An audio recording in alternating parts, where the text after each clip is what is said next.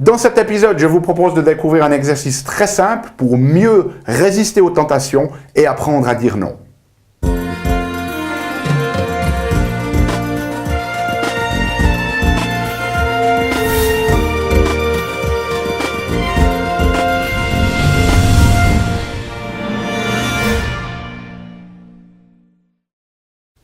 Parce que la vie est bien trop magique pour être petite et que nous avons tous besoin d'une prescription pour grandir en conscience et faire que nos rêves dévorent notre vie. Bonjour, je suis le Dr Annick Pauly, bienvenue à un nouvel épisode d'Une Grande Vie. Vous le savez, chaque semaine dans ces épisodes, je vous propose de découvrir des solutions pratiques pour grandir en conscience, qu'elles soient d'ordre physique, émotionnel, psychologique ou spirituel, parce que c'est cette conscience qui est au cœur de notre évolution en tant qu'être humain et d'une vie pleinement vécue. Alors, dans cet épisode d'aujourd'hui, je vais vous montrer une solution très simple pour apprendre à mieux résister aux tentations, que ce soit les petites tentations quotidiennes comme les bonbons et les choses sucrées, ou alors apprendre à mieux dire non aux choses qui ne vous servent pas dans votre vie.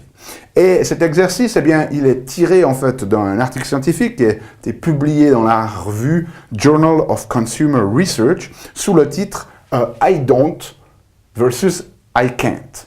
Alors, pour ceux d'entre vous qui ne maîtrisez pas l'anglais, qu'est-ce que l'on entend par là? Eh bien, la notion de I can't, c'est la notion de dire « je ne peux pas faire une certaine chose ». Je n'ose pas, je n'ai pas le droit de faire une certaine chose. Et I don't, ça veut dire « je ne fais pas cette chose-là ». Et il y a vraiment cette connotation de dire « je ne suis pas le type de personne qui fait ça ». Alors, dans l'exemple concret qui a été publié dans la première partie de l'étude, ils ont en fait pris 120 étudiants et ils leur ont fait répéter la phrase « Je ne peux pas manger de glace » ou alors ils leur ont fait répéter la phrase « I don't eat ice cream » « Je ne mange pas de glace » dans la notion de dire « Je ne suis pas le type de personne qui mange des glaces ». Okay? Donc, un groupe a répété cette phrase un certain nombre de fois « Je n'ose pas, je ne peux pas manger de glace » et l'autre groupe, la phrase « Je ne mange pas de glace ». Et en fait, ensuite, ils leur ont fait remplir un questionnaire qui n'avait absolument rien à voir avec cette phrase-là. Et puis ensuite, eh bien, ils ont terminé l'étude en leur faisant croire que l'étude est terminée et ces étudiants sont sortis et dans le couloir, pour les remercier en fait d'avoir participé à l'étude, eh bien, ils avaient prévu un petit snack. Okay? Et dans la notion qu'il y avait, bien évidemment, des phrases qu'ils ont répétées, c'est-à-dire « je n'ose pas manger de glace » et ou « je ne mange pas de glace », il y a cette notion de ne pas succomber à la tentation de manger un truc sucré lorsque l'on ne devrait pas. Et donc, lorsqu'ils sont sortis dans le couloir, eh bien, on leur a proposé un snack et il y avait deux types de snacks. Ils pouvaient prendre soit une espèce de barre protéinée qui était saine, soit un morceau de chocolat. Et ce qui était très intéressant, c'est que dans le groupe qui a répété la phrase « I can't », sans savoir vraiment pourquoi il la répétait, eh bien, 61% des participants ont choisi le chocolat. Okay? Et dans le groupe qui a dit « je ne mange pas de glace », seuls 36% des gens ont choisi le chocolat. Donc, la manière dont ils ont finalement créé ce qu'on appelle en anglais un frame, dont ils ont préconditionné en fait notre esprit, la manière dont on a posé cette espèce de notion de qu'il n'est pas bien de manger de la glace, okay? Mais qu'on l'a mis dans un contexte de « je n'ai pas le droit de le faire », ou alors qu'on le mette dans un contexte de « je ne suis pas le type de personne qui le fait », eh bien, a influencé ensuite le choix de ces personnes de choisir un snack plutôt malsain par rapport à un snack sain, de manière très significative, entre 36 et 61%, c'est presque du simple au double. Mais les chercheurs ne sont pas arrêtés là. Okay? Ils ont ensuite pris un groupe de 30 femmes et leur ont demandé de définir un objectif de santé. Par exemple, ça pouvait être de manger sainement ou alors d'aller faire régulièrement du sport, peut-être 3 fois par semaine. Et ensuite, ils les ont suivis sur une dizaine de jours et ce qu'ils leur ont proposé, eh bien, c'est une stratégie particulière au cas où tout d'un coup elles se trouvaient face à un élément qui allait finalement les faire dévier de leur choix. Donc, c'est-à-dire que si elles avaient décidé de manger sainement, si tout d'un coup elles se trouvaient dans une situation de devoir manger de la malbouffe, ou si elles avaient décidé d'aller faire du sport et qu'elles se trouvent dans une situation où elles ne peuvent pas aller, à ce moment-là, avant de ne pas faire cette chose-là, ils leur ont proposé une stratégie. Et la stratégie, elle était variable en fonction de 3 groupes.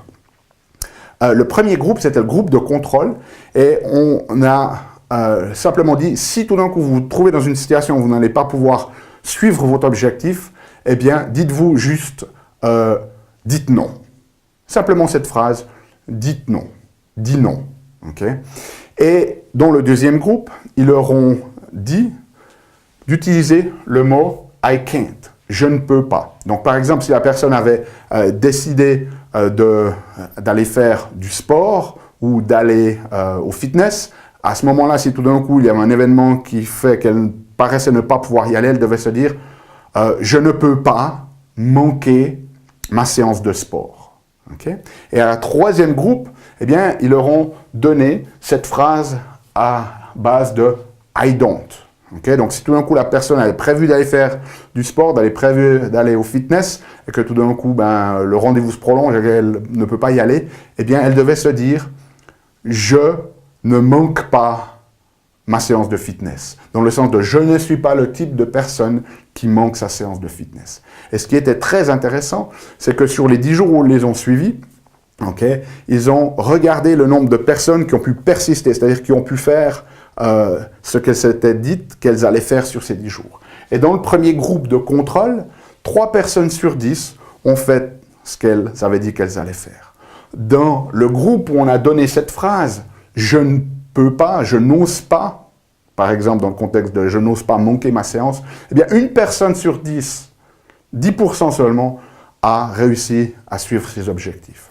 Et dans le groupe qui a utilisé la phrase je ne suis pas le type de personne qui, eh bien, 8 personnes sur 10, 80%, 80% ont suivi leur objectif.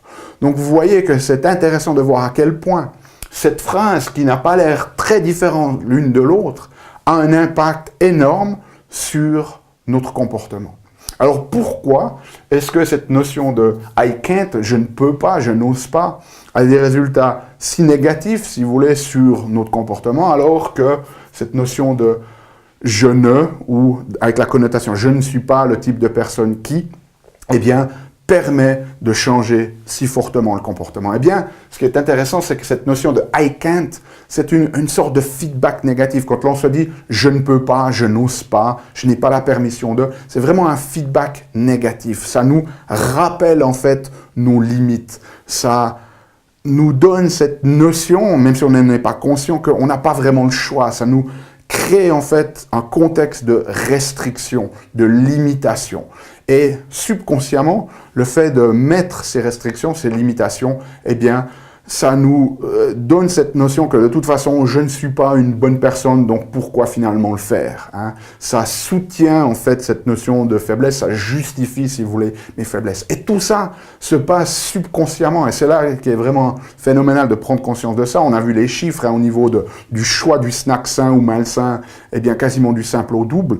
Lorsqu'on passe dans la capacité à maintenir un comportement sain pour nous, le fait de bien manger ou le fait de faire du sport, les phrases, ces mots que l'on utilise, eh bien, créent un contexte d'intention qui font que soit seuls 10% des gens suivent leur objectif ou alors 80% des gens suivent leur objectif. Donc, c'est des petites choses qui paraissent vraiment insensées, qui paraissent n'avoir aucun impact, mais qui ont un impact énorme parce que ça se passe au niveau inconsciemment.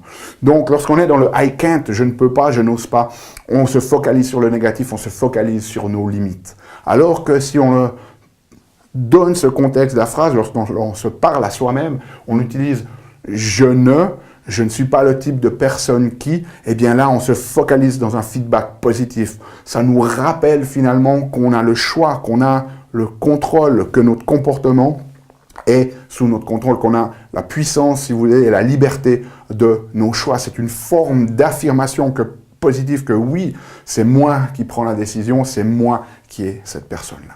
Donc, l'exercice pour vous, il est très simple. Okay?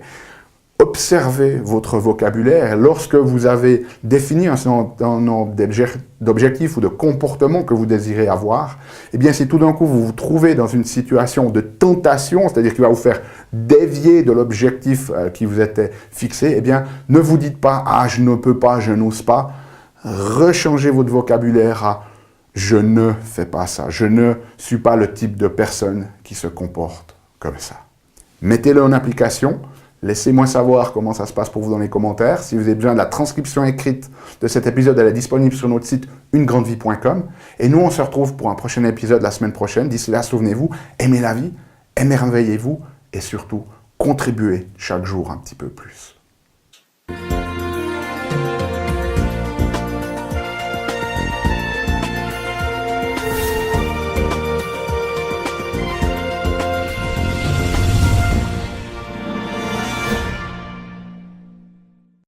Salut, c'est Yannick. Alors, t'as aimé cet épisode? Sais-tu que tu peux rester connecté et même approfondir le sujet en faisant 3 choses? La première, tu peux t'inscrire à mon compte YouTube. De cette manière, tu seras informé des prochains épisodes. La deuxième chose que tu peux faire, c'est approfondir le sujet grâce à ce DVD, les 7 clés d'une grande vie. Il est complètement gratuit. C'est le DVD d'un atelier que j'ai fait de 2 heures environ qui explique les bases de la méthodologie et qui vous donne des exercices pratiques dans la méthodologie Une grande vie. Donc il est gratuit. Tout ce que tu as à faire, c'est cliquer sur le lien. Et troisième chose, je t'invite à me rejoindre sur mon blog où tu trouveras la transcription de cet épisode et aussi où tu peux t'inscrire, laisser ton email afin que je puisse t'envoyer les prochains épisodes. Donc moi, je t'invite vraiment à recevoir ce DVD puisqu'il est gratuit. À bientôt.